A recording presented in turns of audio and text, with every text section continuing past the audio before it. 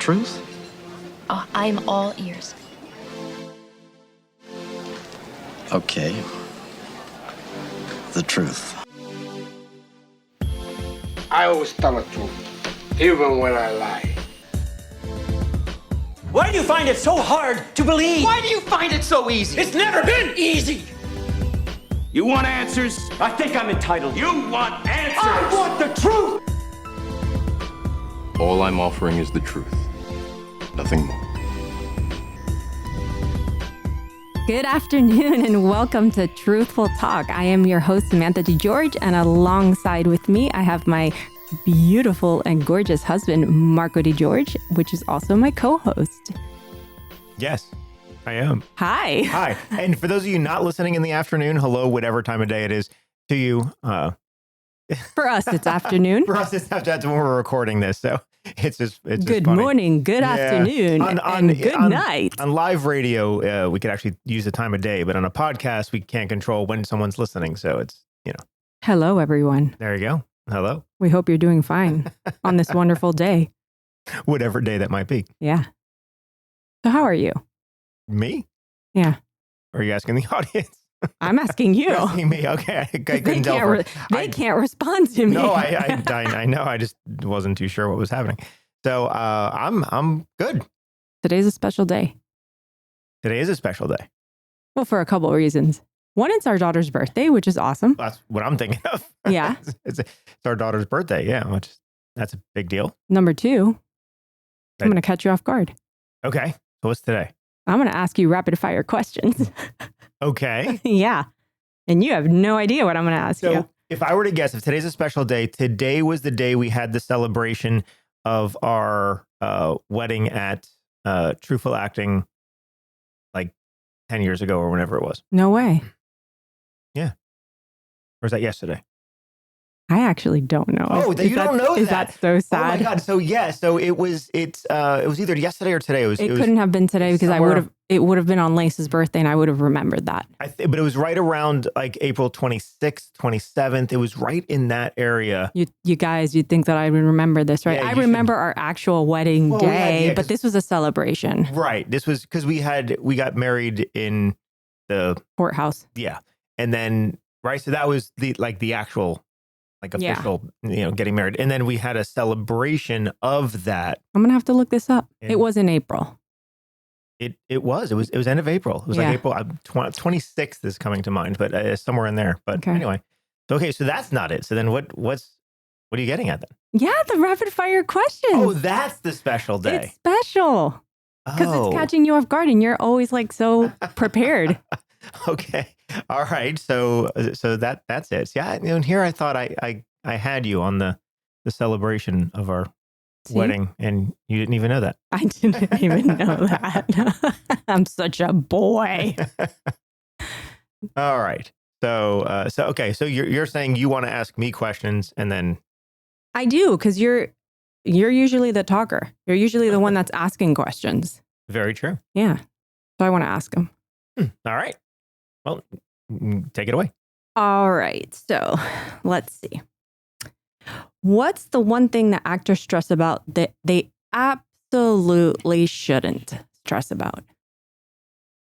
Not being further along in the process. Actors are so impatient, and that creates most of the stress that they're under. So an actor, because I could say, well, they're worried about auditions or they're worried about this or they're worried about, their performance or they're worried about rehearsal or using the tools properly or there's all these things. But the reason they're worried about all of those things is because they're not allowing themselves to be where they are in the process. They don't have patience in the process and they're thinking they should be further along. So therefore they get frustrated and really, sometimes angry with themselves or the process. So they're judging themselves where they're at. Big time, big time. And as an artist, not just an actor, any artist, we're always in process. From the moment we start to the rest of our lives, we're in process. It doesn't ever stop. And so the biggest lesson to be learned is just relax and allow yourself to be where you are. And relax doesn't mean pull back from the work. No, we still work very hard in what we do. Mm-hmm.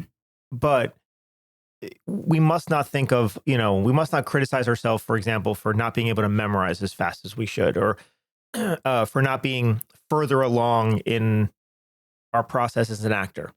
Not having, sometimes actors will get really frustrated with themselves for not having more emotional accessibility.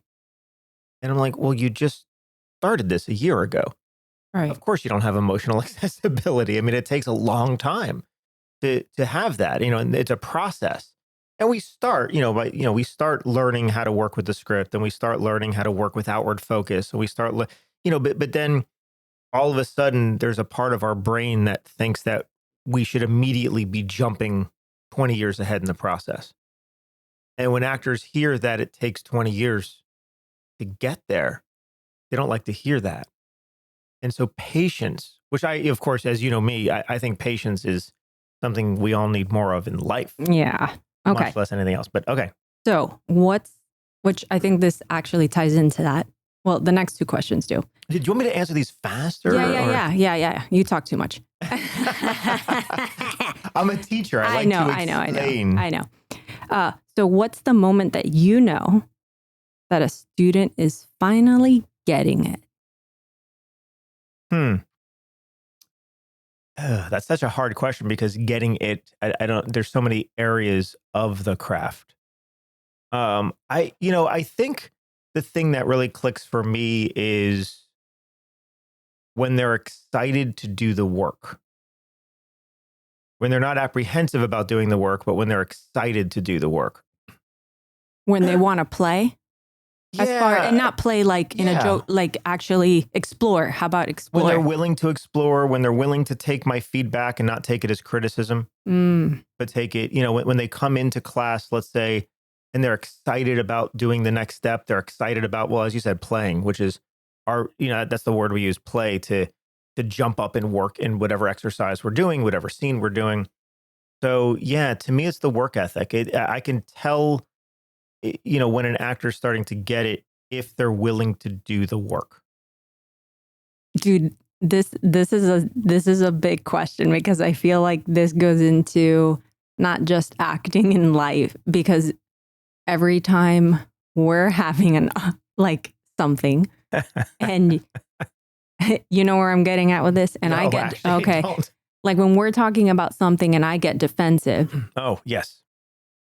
That is me not wanting to be open to learning, right? Correct. Because I get defensive about it. And you always say, when you get defensive about something, you automatically shut the ability to learn. Correct. If you're defensive about it, you're not learning. You're not in an open space. You're not in an open space. Learn.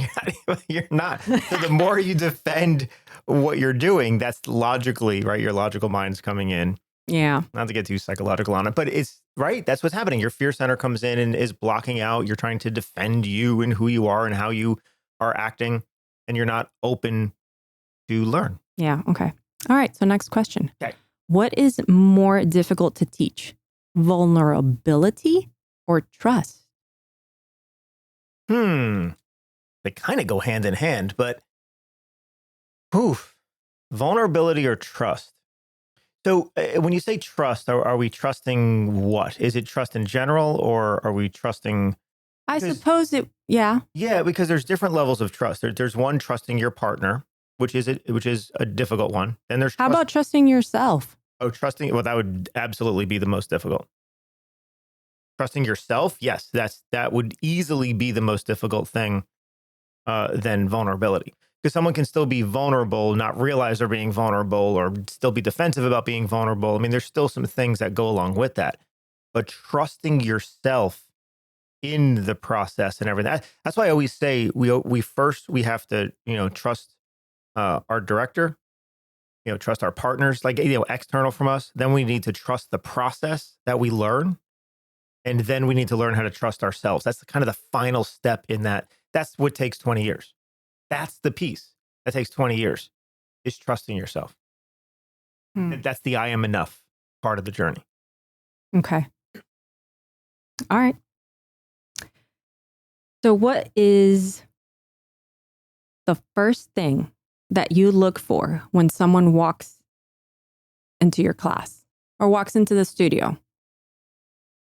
Okay, so new students, you mean? Yeah, new students. The first thing I look for, just probably a willingness or a passion. I'm looking for openness. Like I'm looking for someone to walk in and to be open to what we're offering. Because, we have maybe actors walk in that have a process already and you can tell they're a little more defensive and a little more closed down about maybe what we have to offer because they want to feel that their prior process has validity, but sometimes they hold on to it a little much. Look for openness. Okay. Yeah. What's the biggest lie that actors tell themselves? Oh, that they're not enough, that they're not doing enough to be okay, that who they are as a human being is not enough to do this. So humans do this though. It's a human trait. It's not an actor trait, but it's it's blown out of proportion as an actor because we're putting ourselves in front of other people to be, I don't know, I'll say judged and criticized, but that's what it feels like. So yeah, the biggest lie an actor tells themselves is that who they are, actually underneath all of their social masks and everything else, who they are at their core is not enough to do this. What's the biggest act of love that a teacher can offer? Patience. I think it's patience and empathy. I think as a teacher, we can't expect a student to be further along than they are in their process. So much like we say a student should not think that they should be further along, a teacher can't. And every student moves at their own pace. They're on their own path. Yeah. And the paths might be adjacent, but they're not exact, per student, because everyone has their own stuff that they're dealing with. They have their own history of what got them there. They're at different ages of their life. They have different traumas in their past. I mean, so there's a lot of things so every student is on their own path. And so I think teachers need to be, and to me, this is every teacher out there should have patience and empathy for what students are going through, because students are human beings too. And sometimes I see this in academia where students in a classroom, the class is what's being taught, not each individual student. And so, patience, empathy, love. I know you said I think you asked the question of what is the thing of love that can be, but I mean, actual love for your students. Okay. What is there like a lesson or something pivotal that has impacted you that a student has given you? Like a lesson that a student has taught you that you can think of? Oof, that's a great question. And because I think students teach me every single day. Like I really believe that I learn from every class that I'm in, and every semester I teach is different than the one before it because of the one that came prior. I think students teach me patience. I think they continue to teach me patience. Being a father has taught me incredible amounts of patience, but I also know parents that aren't patient with their kids. So I think they teach me that. And they also teach me constantly a reminder of fun. That what we're doing, while what we're doing as far as in acting and artistry, we take very seriously, we have to have fun. Yeah. And I remind them, but they remind me. And so when I have a class that is just having fun with each other, like they're already winning that moment in life. They're enjoying that moment in life. And I think that's a big lesson. And I guess if there's one more that they're not trying to teach me, but they teach me, is never judge a book by its cover. Like you can't look at somebody and type them and say they can make it or they can't, or they have what it takes or they don't. You really don't know. Right. And that's why I have the philosophy that I love to give everyone, in our studio, anyone can take the first class, and then you see if it's for you, and you see if it's something that clicks, and you see if it's something that, I don't know, that, that you want to put the work in to go further. That's cool. Yeah. Oh, that's great. All right. Okay. So if you had the opportunity to direct 2 actors, Ooh. dead or alive, Ooh. who would they be and why? Oh, that's I know. it's always really the who do you want to eat, right? And like have dinner with. But no, this who would is I want to direct? Yeah. Who would you want to direct? That is so difficult. I know. Because I know who your favorite people are, like as far as actors and directors and like if you wanted to direct them. I mean, I think it's an obvious one for me that I would love to have worked with Heath Ledger, just because of how open he was in his craft, and he wasn't. I don't say he wasn't afraid, because he was quite anxious as a human, but he was willing to go into different areas of the craft that maybe other actors pull back from. So that would be one, a dead actor, but still, I mean, he said dead or alive. So I know. and the I other know. one is kind of a toss up for me, because I have a few, but man, you really threw this one at me. I know. Older actors for me are just things that I would love to work with. Meryl Streep, of course, I would love to direct and see what I could collaborate with her. Viola Davis, I would love to direct and see how I could collaborate with her. I love emotional actors that are willing to really go there. Gary Oldman, to be able to collaborate and do something. I said 2. I know. You've named way too many. I'm sorry. Heath Ledger, Viola Davis. Okay. All right, cool. Okay. Let's see. What's harder? Starting a project or knowing when it's done? Oh, wow. I know. Wow. Because this one, yeah. Yeah. For me, knowing when it's done. For me personally, I think for the general public, starting a project is much harder, because it's taking that first step. I don't have trouble taking that first step. I get an idea and it's like, let's just do it. Right? Yeah. But it is hard to start a project because like there's so much involved. So like, where do you start? But then I announce it. If I I have know, an idea, I know, announce right, it. I know. That's where the theater came from. I know. That's where TA. Because once you announce it, you got to follow through. Right? I announce it and I say, I'm thinking of doing this. And then now it's like, okay, now I have a responsibility to follow through with that. But then knowing when it's done, it's like, when are you okay with, okay, this is good where it's at versus let me keep working it, right? It's like, you know what I mean? Right. So then we have the quote, art is never finished, only abandoned. And so we have to realize that at some point we have to just put it down. Right. I guess I struggle with that in film more than stage. In stage, it's done when we close the show. Done. Yeah, but you never want to close the show. I never want to close. No, I don't want to, but I know it's done. We have something that, there's always more to do.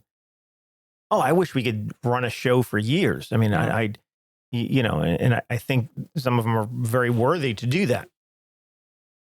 So, yeah, so for me, but film editing, I struggle with, because I can always go back and tweak it. So there's different pieces of that. Kind of like when you go to a restaurant and there's like way too many options. Oh, yeah. Like the Cheesecake Factory. Right. It's just like, don't give me that many options. Yeah. In editing, you can keep going forever and ever and ever. You got to just know when to stop. Yeah. And starting can be difficult. For me, starting a project comes down to 2 things. One, announcing it. So telling somebody else, this is what I want to do. I just throw it out there. So when we decided to do the theater, we talked about it and then we just announced it. You know what? I think we're going to do a theater. And the moment you say that, it's like, okay, now we have to do this. So that's, to me, a big piece of it, is just take the first step and then figure it out later. And then completing it, again, this is why I think I love theater so much, is there is an ending point. And you just rapidly approach it every single day. And there's, as an actor, as a as a director, like we know that's the final point. These are good questions. Thank you. What's your guilty pleasure? What's your guilty pleasure to watch? American Idol. Oh my God. Okay. Well, yeah. I mean, I love, even though, we're being disappointed this season, but it's, I loved it, the past few seasons that we used to watch The Bachelor, but that's kind of fallen off. So bad. That's I don't even want to admit that. That's fallen off. So that was a guilty pleasure. Yeah, Okay. but I would say American Idol. Okay. But as a teacher, I love it because they're teaching. Okay. I don't know. Yeah, I guess so. Yeah. Even though we usually have totally different opinions at what they have. Yeah. And we're like, I guess we know acting, they know singing. Yeah, I guess so. I used to be more in tune with Katy Perry when she was on there. Yeah. And then Next. yeah, she's fallen off the radar or off the whatever. Okay. Cliff of So sanity. when you're creating, Yes. and I guess, I don't know in what context I mean this, but let's just say creating. Does your director brain kick in or does your actor brain kick in? What am I creating? Yeah, I guess that's difficult because if you're editing, If I'm editing, it's my director brain or my editor brain. It mostly, well, here in all of them, my teaching brain. it's always your teaching It's brain, always my right? teaching brain. I'm always trying to, if I'm working with somebody else, if I'm working with myself, if I'm reading a script or breaking down something, or if I'm lesson planning, that's going to be but I guess, because to me, teaching and directing are very similar. There's a lot of overlap. So yeah, my directing brain is in there, but when I'm acting, I try to let go of all that. That's the one thing I try to let go and just give over to whoever is directing and just live. That must be hard for you. Is that hard for you if you're being directed because you're also a director and a teacher? Not at all. If I trust the director. Yeah, like because in the past you've been directed by Pam Harbaugh and Alan Whitehead. Yep. So how does that feel for you? Good. Do you have the ability to just let it go? Yes. Yeah. I mean, I want to collaborate, so All right, I might come up superstar. and All right, superhero, powerful man, well, superhuman. Come on, well, no, but you show have me to, your flaws. But those were good directors, and and when you have the ability to sit down and talk through, like, what about this and what about that, and you can collaborate. That goes a long way. So, yeah. Now, I suppose if I was doing a project that I didn't trust the director, or let's say, I've done in the past, I've done like an independent film or something, and I know more than the director, that is tough. And then I end up taking over and producing. Okay. So, right. That's historically as what's happened, but. Okay. Let's see. What is one movie that every actor you think should study? Oh my God. One movie that every actor should study. Or is there? I don't know if there is. I don't think there's any one, because there's so many different variations. But of course, my favorite movie is Magnolia. The 1999 Paul Thomas Anderson's Magnolia. I feel like if anybody wanted to know who you were as a director, Watch Magnolia. watch Magnolia. Yeah, I need to screen that again. We need to hold a screening of that. But it's for all current students, it's just because it's 3 hours of emotion, and it's the deep thing that I teach, like how to step into that truthful emotional state and fight for something, and so all of those things that I teach through the process, it's like in that movie. So yeah, if you're going to study something, but it's an interesting thing, because when you say all actors should study, that they should experience Magnolia. I don't know how you study it, because it just lives in the extreme, the whole movie. 3 hours of extreme. Right. And I like that. Like, as far as just showing that, okay, this is these actors had the ability to go here, like to go to this point. So, and it was truthful. It was human extreme. And it wasn't, it wasn't wrapped in a fantasy. It wasn't wrapped in sci-fi. It wasn't wrapped in anything else. It was just very human things. What's the difference between good acting and great acting? Like, oh, that was good acting, and wow, that was great acting.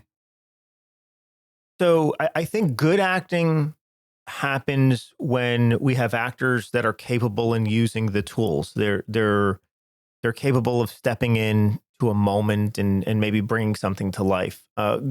Great acting is emotional. And when I mean emotional, I don't mean necessarily externally emotional, but great acting, every single nuance, subtlety of every single moment. And when I say moment, it's like, it's there could be 10 moments in a second. It's every single moment is emotionally motivated. There's really talking and really listening, which is we start in our Meisner 1 saying that's the goal, to really talk, really listen. Great actors really talk and really listen. Great actors do all of the work and never stop.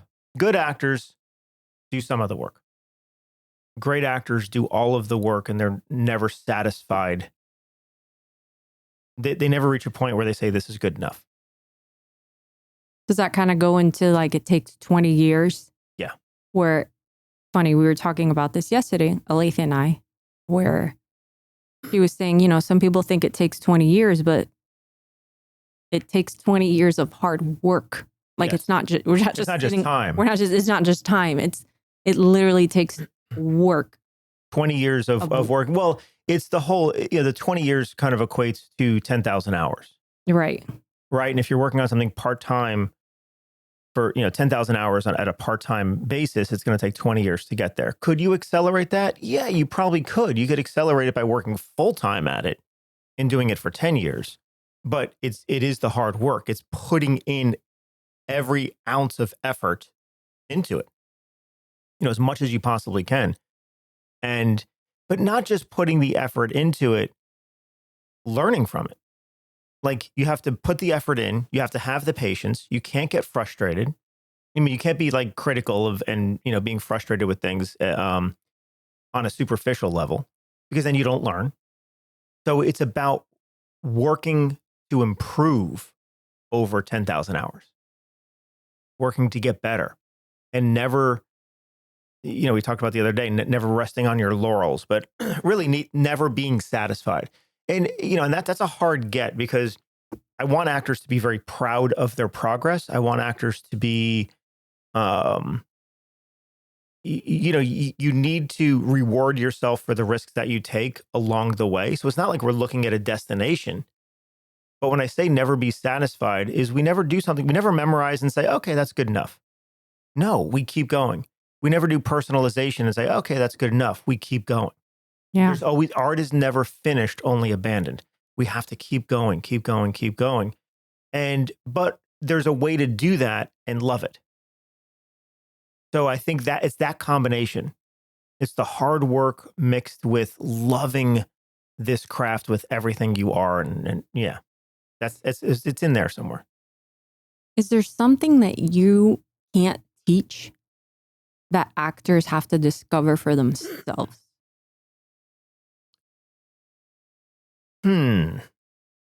Yeah. I even though I try to instill this, I can't teach self-worth.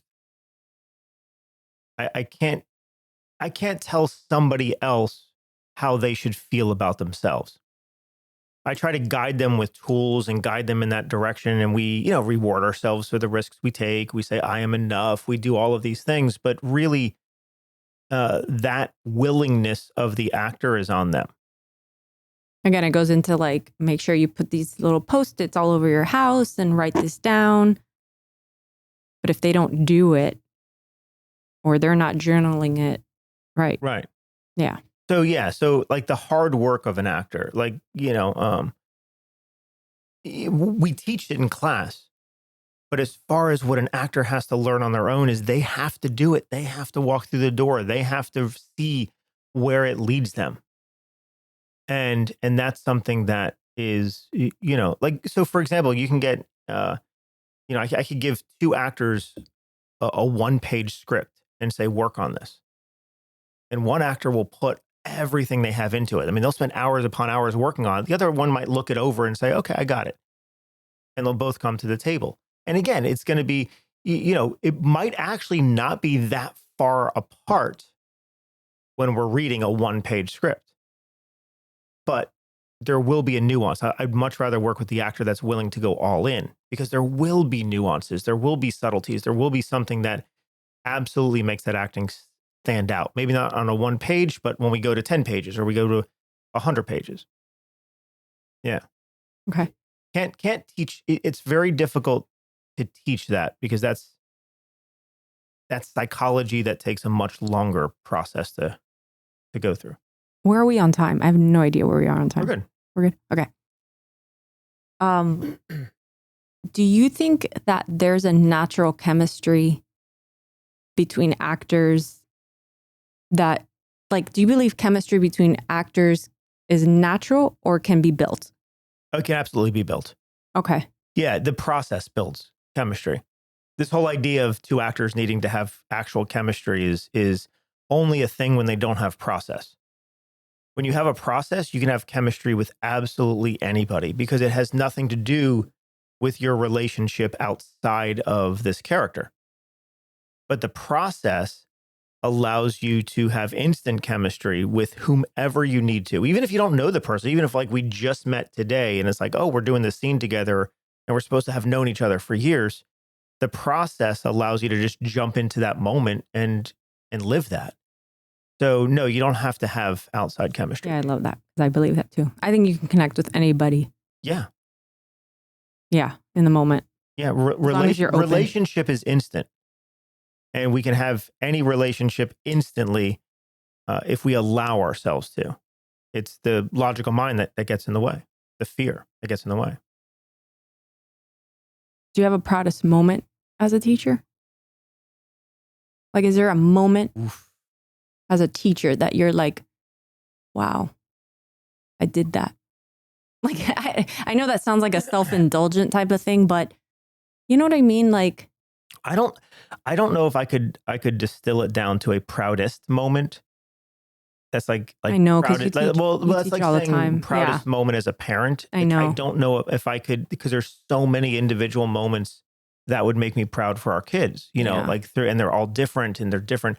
So in teaching, I feel a tremendous amount of pride at the end of every Meisner 2 class, which is an emotional class for those of you who don't. It's a class where we study emotional availability and how to step into emotion.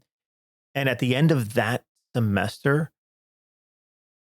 most of the time, I'll say, but I do feel like, because, man, when actors put in that work and they really are struggling and they're really trying and they're really fighting and they're really doing all of this, and at the end of that semester, I do get a pretty big sense of pride.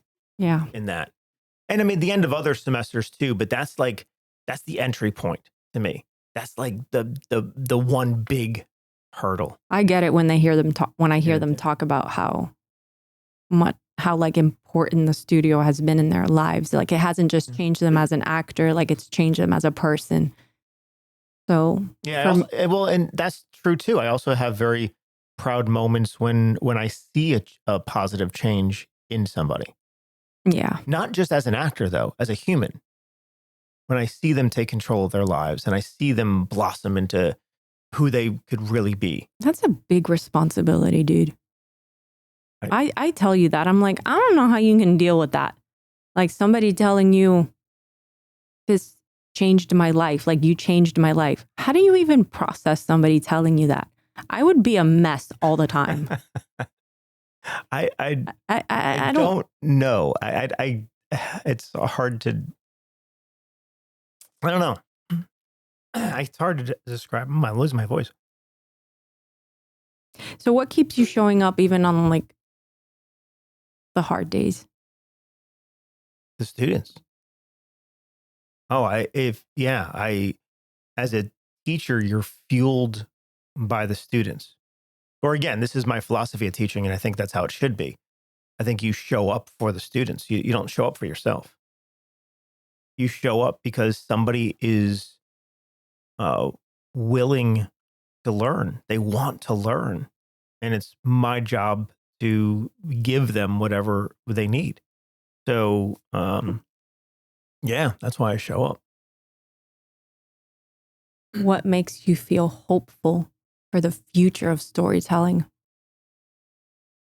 You know, I again, I'm going to come back to the students. When I see them really grasp something, when I see them grasp, and it's not just my students in our studio, it's also my students at the university as well, because when I see them take what I'm teaching them and then they apply it to their films and what they're doing, that's very Their inspiring. projects, right. Oh my goodness. It's so inspiring to watch them make their films and to really like understand how to work with actors and really like, how to understand how to direct it at a higher level. And I love that. And that gives me so much hope for the future. And I say hope because obviously there's a whole slew of storytelling out there right now, but it's from the standpoint of, I believe the entire industry could be better in the sense of, I believe we could remove a lot of the negativity that exists.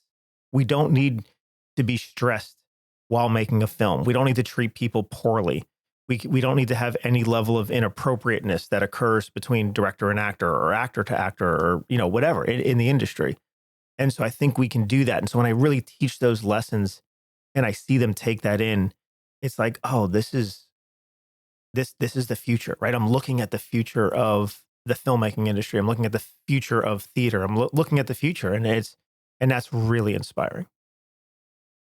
You guys, just so you guys know out there, like, this is literally how he is all the time. This is not just him teaching at the studio. This is him in his personal life. He really walks the walk, is it? You don't just talk the talk. You walk the walk. I know there's a lot of people out there that, don't, and they just talk the talk, but they don't walk it. You actually do, which is why I love you so much, because you are actually a great human being. Oh, so, thank you. I don't think I have any other questions for you. We made it through all of them? Yeah. Oh, wow. See, you should have let me talk more. I don't know. What's your favorite snack? If you had a long rehearsal, which is usually the case, long rehearsal, you don't have anything to eat. What's your go-to snack? Oof. A banana. Oh my God, you're so basic. Well, no, because if you said rehearsal, so I don't want to weigh myself down. True. I need to have energy. Bananas give you good energy, potassium. Oh, meatball sub. Well, the meatball sub from Wawa, I do like that. You did that. I did, yeah. And we were there. We were at the theater till 5:30 in the morning. Yeah, I mean that's always a good. That was one. Not a good choice, actually. Well, probably not in the middle of the night, but it's yeah.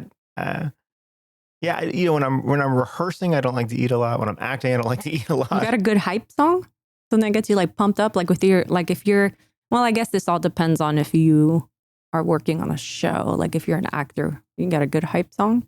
I usually my music is going to change per character. Yeah, that's it. Yeah, so I have different music depending on the character I'm playing. So okay, but you're driving in the car right now, and you want to listen to something that is upbeat. What are you listening to? I'm listening to One Direction. If I want to get like pumped. Wow. Linkin Park, Outkast. I might go in that direction. I really want to get pumped. Okay. You like that one song? Oh my gosh. What one song? The one about the suit. The Hot Man or something like, what does it say? Hot suit. Do you know what I'm talking about? No. Yeah, come on. It's a Hot Man suit. You know what I'm talking about? The man's not hot. Man's not hot. You guys. Well, I also might turn to Uprising by Muse. Oh yeah, but that's so deep. I know you're just such a deep. I know you're so deep. It depends, right? I might turn to Pink Floyd. Yeah, again, deep. Fleetwood Mac. Yeah. Okay. It really depends. Pat Benatar. I know this is all older stuff, but Yeah. I was trying to give you like some newer thing, but yeah. it's I don't know. Music to me changes like daily. Like what I'm drawn to listen to. I always say, like, I always want you to guess, like, what did I listen to tonight on the way home? Like when I come home from class, because it's something usually very different than Pick a number between 1 and 47. 17. Of course. Okay. Red or yellow? Oof. For No, what? No, you thought about it too much. Yeah, Forget I see about it. that. Come on. Well, You're then so- red, because red's always the dominant color out of the two. If Yeah. I go to that, see, the psychology is always there. Yeah. So of course, red's the dominant color that I'm going to pick over yellow. But I got to break. But I do love yellow. Okay. So forest or beach? Oh, forest. Yeah. Okay, good. Because Yeah. we wouldn't be married if you said beach. I like the look of. I like watching the beach like on TV or something. Yeah. But or like if we're out there, if I'm in a building Mm-hmm. looking at the beach, it's nice. Yeah. I don't want to be on the sand. Right. I don't want to be in the water. Correct. I don't want to be in the sun. Sunrise or sunset? Ooh, sunset. Good. Okay. We're already married, so Yeah, this isn't but something that. This is for other people to know. This is for other people to understand you. Okay, as long as you're not reconsidering it. No, of course not. You're my lobster. Yes. We better be on the same page. And lobsters like the beach. Speaking of page, is there a book that has changed your life? How about that one? Wow. We're going to end on that note. A book that has changed my life. So I would have to read in order to say that, right? So a book that has changed my How about life. a quote? Well, there's many, but you're switching. Let me think about the book because really early on, I think The Count of Monte Cristo was a big influence on me storytelling wise. When I read that, because I wasn't much of a reader in school. And that was one, I remember that was one of the first books How are you so smart? that Readers are the smart people. I would read certain things. I don't know. I'm math smart. So but when I read The Count of Monte Cristo, I remember I read it cover to cover and I didn't stop. Like, I didn't want to put it, it was over a weekend, and I'm like, no, I want to read this book. And it kind of changed me a little bit. And then I read a series of books after that. This was all high school, but that was like really like, oh my God, this is a great story. And I love the characters and everything else. Lord of the Flies was That's what another I was one. going to say. Lord of the Flies. Lord of the Flies was a big one for me. And the other one. What other one? The one that Tom Hanks did the movie that you're like on. Oh, the Da Vinci Code. The Da Vinci The Code. Da Vinci Code. I know that one's important to was you. a great one. That was Not much, the movie. much later. Not the movie. No. But the book was really powerful. No, but going back because that was high school, was Lord of the Flies. It was the Steinbeck one. Whatever. I don't know. I can't think right now. But there was, Steinbeck was just great all around. But so there were certain books that all of a sudden I was really being introduced to storytelling. That's when I was getting into Pink Floyd really heavily. So Pink Floyd's The Wall was a huge influence on me. Yeah. And that's kind of like, that's storytelling. Mm-hmm. But it's interesting, like a book that has changed my life. I don't know. I don't know if I'm that deep. Oh, you're deep. No, I but am. in different, yeah. But yeah. it's from a different way. It's like, I don't know if I have that one book or that one thing. I'm kind of glad. Yeah, I don't know. Plays. I love plays. Yeah. I love reading that. I love Michael Shurtleff's audition book. I mean, that is just like an amazing, amazing acting book. But it's on acting. On life, The Artist's Way is awesome. If you can give your younger self advice, what would you say to little boy Marco? Oh, wow. Don't be so afraid. Take more risks. But he did. Yeah. No, I did later in life. My younger self didn't take as much risks. Like my high school and college selves didn't take as many risks. Really? Yeah. I had fun, but I didn't go all in for the things I wanted. Yeah. And patience, which people tried to teach me along the way, but I think it takes a long time to learn that lesson. I didn't have it. Through my corporate career, I didn't have patience. I feel like I've gone backwards. I used to have so much patience. My mom used to tell me, oh my gosh, you have so much patience. It's like one of your virtues is patience. Can you believe that? No. Can you, right? I know. She used to tell me I had patience. But you never had it for as long as I knew you. Right. And it's gotten worse as you've known. But I don't know if it's patience, but because you didn't really have identity. No. That's the thing. It's easy to have patience when you don't have identity. I guess that's true. Or what appears to be patience. I was just, which is really the person easy just putting up with whatever's around. I guess when you go through like trauma, Yeah. you lose that stuff. Yeah. Because when I was younger, I was like chill and easy going. These were great questions today, though. Well, thank you. You did throw me off at all this. I like it, though. You like it? I enjoy, like, when I go to class, I'm like, hey, are there any questions? And, when they all just look at me like, when there's, it's like, all right, I guess I'll come up with something to talk about. But I love questions. You're in the hot seat. Oh, I love that. Yeah. Next time we should do this eating wings, like hot ones. You want to do that? I wouldn't get past the freaking medium round. I know. I want to see you could barely sweating. eat mild. I know. I still desperately want to do that. We should do that. We'll do it. I don't mind doing it, but it's really, I can't take spice. I know. Great. It's like, I love making you uncomfortable. One of the things I can't do is eat spice. And it's like, oh my God. But if you want to do that, we'll turn on the cameras for that one. I don't know if we can do that. Would that be like copyright infringement? Maybe we make up our own. No, I mean, we can't call it hot ones. Right. But we got to do like the generic version. Yeah. Right? Yeah. Like carpool karaoke. I don't think there's a copyright on that. No. So we got to make it fun. Okay. So if any other questions, now's the time to ask. You have a couple more minutes. You can ask me whatever's in your mind.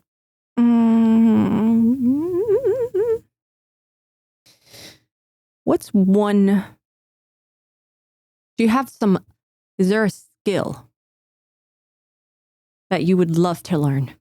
Is there something you would actually love to learn? A skill that I would love to learn. Yeah. Like, let's say, you have all the time we can pause time right now.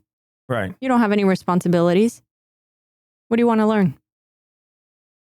Have you ever thought about this? Yeah. Really? If I was caught in Groundhog Day and I had all the time in the world. Sure. Yeah. So I have never thought about this.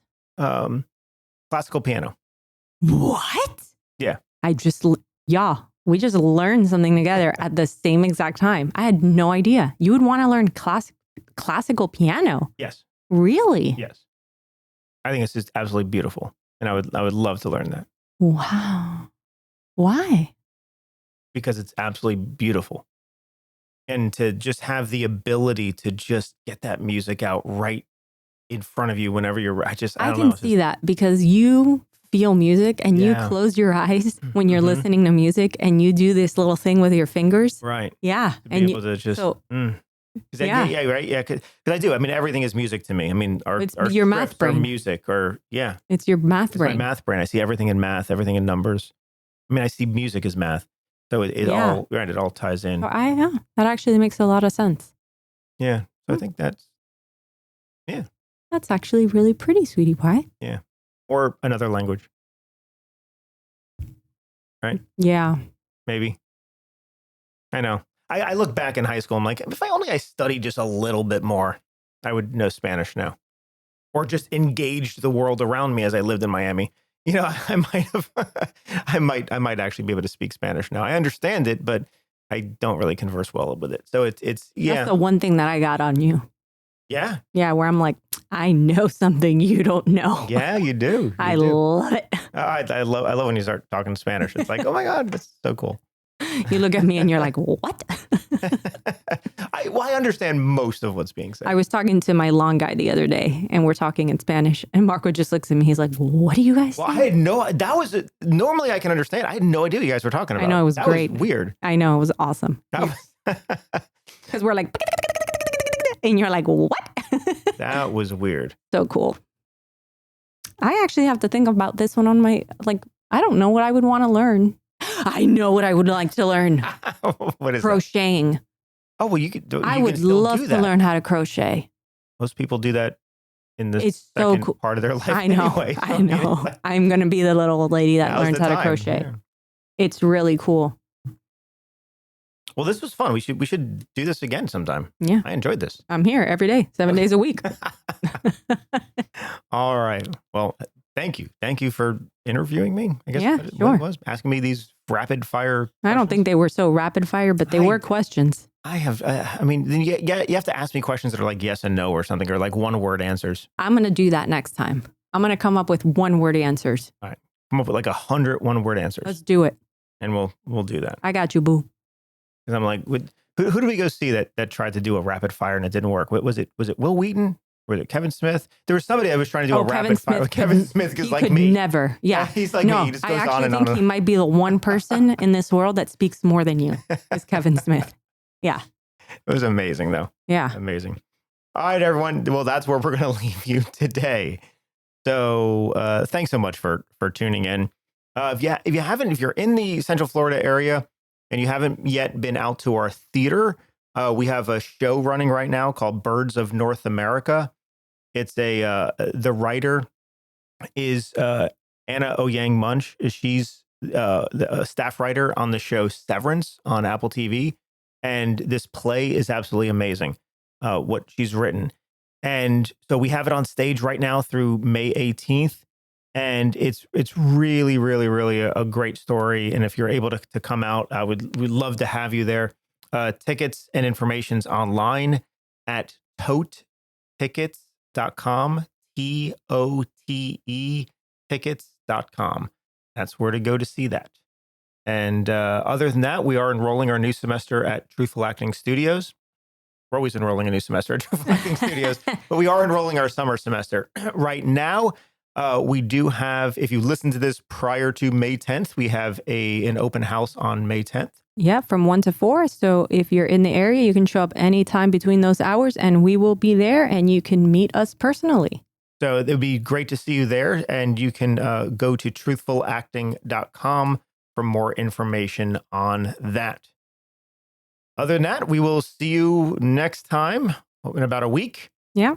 And remember, treat people with kindness and treat each other with kindness. And reward yourself for the risks that you take. All right. Bye, everyone. Bye. If you'd like to learn more about our theater, please go to theaterontheedge.org. That's theater with an ER, ontheedge.org. Or if you want to get tickets to one of our shows, you can go to totetickets.com, TOTE tickets.com. We hope to see you there. So what I told you was true, from a certain point of view. You must unlearn what you have learned. I know what you're trying to do. I'm trying to free your mind, but I can only show you the door. You're the one that has to walk through it.